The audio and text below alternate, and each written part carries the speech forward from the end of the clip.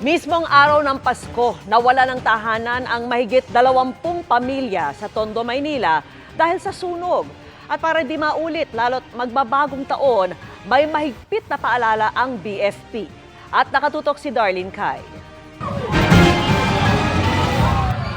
Nagngangalit na apoy ang nagpatigil sa masayasanang pagdiriwang ng Pasko ng mga residente sa Pilapil Street sa Tondo, Maynila. Pasado alas 9 kagabi sumiklab ang sunog na nagmula sa ikalimang palapag ng bahay. Dali-daling lumikas ang mga residenteng halos walang naisalbang gamit.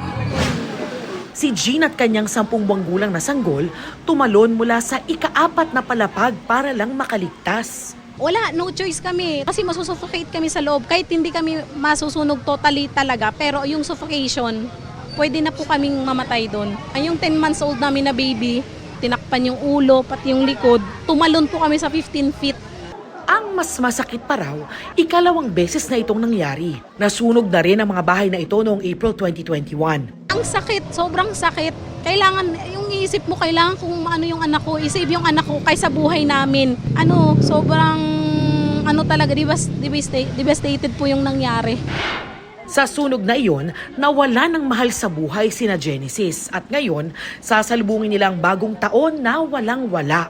Namatayan po kami noon ng pamangkin ko, namatay kami 3 years old. Ngayon po naulit po ulit ngayon 2024. Napakahirap po sa amin para po magkaroon po ulit ng ganitong trahedya. Tuluyang napula ng mga bumbero ang apoy pagkatapos ng halos 1 oras.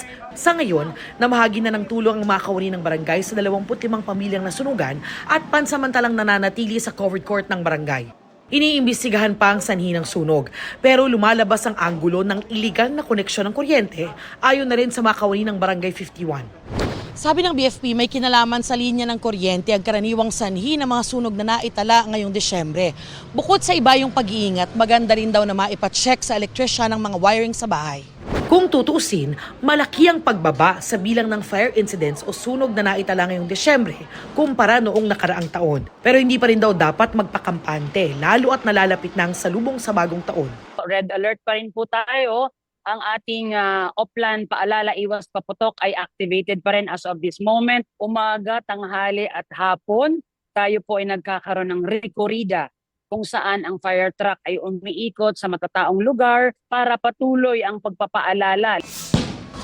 Paulit-ulit na paalala ng BFP, wag nang magpaputok. Huwag pabayaan ang mga niluluto at agad na tumawag sa Emergency Hotline 911 oras na may sumiklab na apoy. Para sa GMA Integrated News, Darlene Kai, nakatutok 24 oras.